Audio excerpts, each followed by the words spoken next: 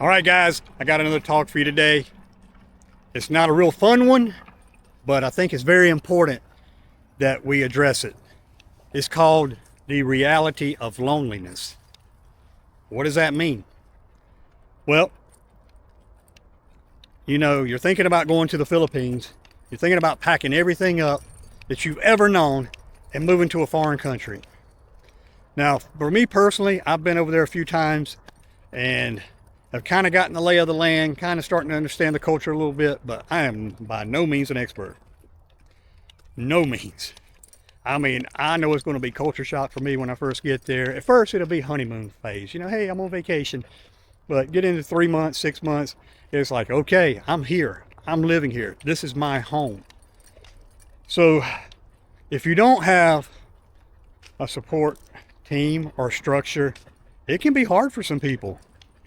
I mean, loneliness is real. I mean, if you go to a country, I know Filipinos are super sweet people. They're very kind. They're very respectful. But that's different from having a support staff. And what I mean by that is if you leave here, the United States, and this isn't my case, but if you leave here and you leave all of your family behind, all your support, and you move 9,000 miles away, who's going to be there for you? It's something to think about. And it's something I think about. But I'm going to be alone no matter where I'm at, whether it's here or there or somewhere in Southeast Asia. So you really got to do a deep dive on that aspect of it, because you can't just jump on a plane and fly back home. I mean, you can, but it's going to take you 24 hours to get here. And it's a long, grueling flight if you've never taken it. Me, when I leave, I'm really not planning on coming back. I mean, I have 2 sons. You already know about them. And I plan on FaceTiming, doing Zoom calls, whatever. But as far as coming back to the United States, unless there's a major medical issue, or if there's something I got to take care of financially, which I shouldn't because I'm going to get rid of everything, then I'm planning on staying in the Philippines. I mean, my kids can go and visit me in paradise if they want to come see me. But I've already lived in the U.S. for 60 years. I've seen everything. I've been to most states. I'm done. I need new scenery. I need a new home. And that's what I plan on doing. When I land in the Philippines, I want to take the first 6 months to acclimate, find out where I want to live. I think I told you guys I'm going to start out with Davao City down in Mindanao. I'm different from most expats, even though we're talking about loneliness. I love you guys, but I'm trying to get away from you. I don't want to be in a huge expat community. People say, oh yeah, you need to go to this place, go to Dumaguete, go to Darwin, there's a huge expat community there. And I was like, where's this? And they tell me, I was like, good, because that's where I don't want to go. Nothing personal. I just want to go where a place where nobody knows me and I can just start fresh, get immersed into the culture, and build a community or a family like that. I mean, it's not a big issue for me, but some of you out there come from pretty big families and you have a lot of family here, and it may be more difficult for someone like that has all those relationships and connections to just pack up and move. But for me, not a big deal. I've lived alone many times. I've moved 10 times in the last 10 years. I mean, it's not a big deal for me. I think I shared with you guys, I've lived in Miami, Los Angeles, and I'm a little old boy from South Carolina. I grew up in a town of 10,000 people in South Carolina. And it was, for lack of a better word, the cut. That's what they call it. It's like, you're in your own little bubble and you don't know anything else about the world. So when I got the age, I said, I'm not staying here. So like I said, LA, Miami, Atlanta, Charlotte, Charleston, South Carolina, and the big move was Hawaii. So that's another reason why I don't feel like it's going to be that big a deal for me. I mean, I packed up everything I knew when I was 50 and moved to Hawaii and lived out there and worked. And it's one of the most isolated places you can be in the world. If you look at it on the map, it's these little teeny tiny islands, in the middle of the Pacific Ocean.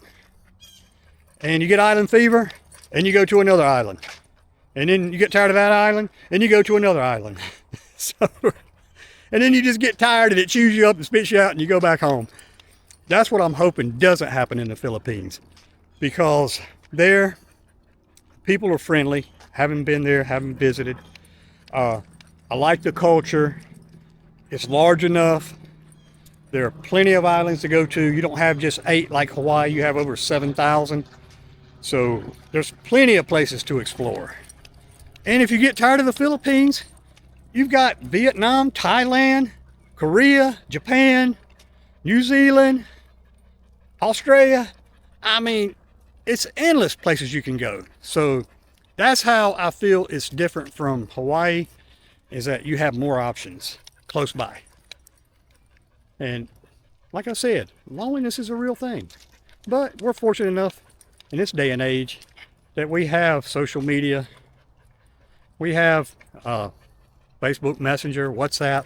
You can just call somebody like I'm talking to you guys right now. Hey, how's it going? You doing good? Yep, me too. Hey, I'll check back in with you in 3 months. All right, peace out. Love you. And that's basically the conversations with my kids these days. Sorry. That's basically my conversation with my kids these days. If I even talk to them. I mean, they're so busy. I share with you, one's 30. He's getting married. He's starting residency. I don't hear from him. My other son, he likes to keep to himself, and I understand that. He loves to live out in the country. He's building a mini farm with pigs and animals, and he's living his best life, and I'm so happy for him. You know, everybody deserves to be happy, even Dad. So Dad doesn't need to have that emotional baggage of feeling, man, should I go? Should I not go? Yes, I should go. I mean, is it selfish? I don't think so. They got their own lives.